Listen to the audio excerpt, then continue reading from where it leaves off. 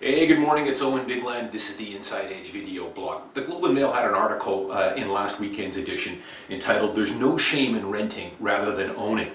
And it was written by a Toronto writer who had talked about how for the last 12 years he's been renting and how he's been getting a little bit of pressure from his friends and his peers who all own properties that he's probably going to become less financially successful, or he's considered or looked at as being less financially successful than his friends that own a place. Now, home ownership in Canada, as we all know, has been rising steadily for the last couple of decades. We're now at about 70%. 70% of Canadians own their own home or own their principal residence. It's about the same in the US. Now, in this article, it talked about how in Europe, it's all over the road. As a matter of fact, the two, what they consider the economic engines in Europe, which is Switzerland and Germany, home ownership is only 43% in Switzerland and 52% in Germany, so much lower than it is here. And the other side of the coin in Europe is countries like Portugal, Greece, Italy, the ones that have been in all the problems the last couple of years. Home ownership rates there run 73 to 83%. So more than Canada and the United States. So I don't know what to make of all that. But anyways, I got a tweet, several tweets from the Globe and Mail last week asking me a simple question. Will someone be less financially successful if they rent as opposed to owning? And it was based off this article. They wanted realtors, they wanted some financial experts to give their opinion on that. And I answered them back with a fairly straightforward tweet. I said, yes. Chances are people who rent, lifetime renters, will be less financially successful when it's time to retire. Not all the time, but in general, I'm going to say about 85% of the time they will. So you're putting yourself at a pretty big disadvantage as opposed to someone who buys their principal residence in their late 20s or early 30s. And the reason is simple. There used to be that old analogy in the late 80s, early 90s where I rent and I invest or I save the difference. Now, back in the late 80s, rents were fairly reasonable. There was a big gap between renting versus owning. Interest rates or mortgage rates at that time were up 17, 18%. So it was substantially more to buy a place and take a mortgage out. That's all changed now, of course. I mean, interest rates now are at historic lows, running at about 3%. And rents in Vancouver and the lower mainland are gone up substantially over the last 15 or 20 years. So there really isn't any much difference between renting versus owning anymore. And even in the late 80s, let's face it, if you did have a $500 or $600 a month savings between renting and owning, very few people would invest it. Most of them spent the difference.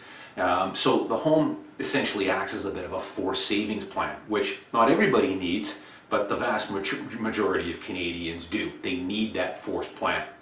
Now, the other thing, of course, there's always going to be some exceptions to it. A few being that maybe a guy is, and I've had these type of people I've met before where they're living at home still. I've had a guy who was living in a self-contained coach house in his parents' backyard. Had a pretty good deal. It was a sweetheart deal. He liked living there. His parents didn't mind having him there. At least that's what they said. And I said, you know, you have no real need to buy right now. I would keep renting as long as you're happy here. You're working. You can probably save 50 or 60% of your income every month. I would just pump that into a good dividend-paying ETF, some good Canadian or US dividend stocks, and try and save as much money as I can while the getting's good.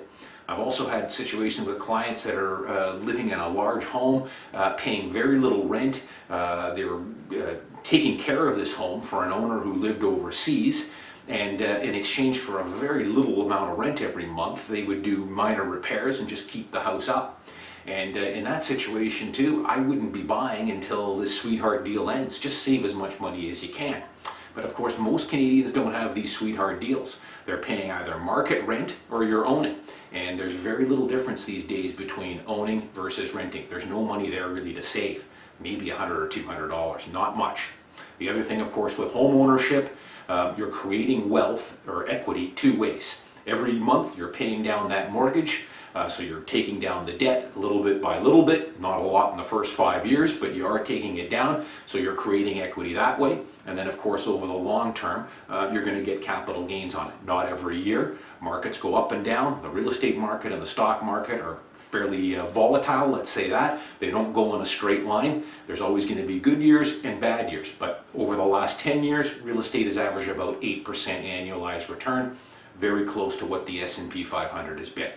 You spread it out over 10, 15, 20 years, you're going to average 8 to 10% annualized return. Pretty tough to beat. With a home, if it's your principal residence in Canada, of course, it grows tax-free. 100% tax-free. It's really the only tax shelter we have left. When it comes time to sell that home, all the capital gains flows to you free and clear. Pretty tough to beat. So yes, my answer to the Globe and Mail was, if someone's a lifetime renter, chances are they're putting themselves behind the 8 ball or at a pretty big disadvantage to the person who was bought at a young age. I'm Owen Bigland. As always, thanks for watching. I'll see you next time.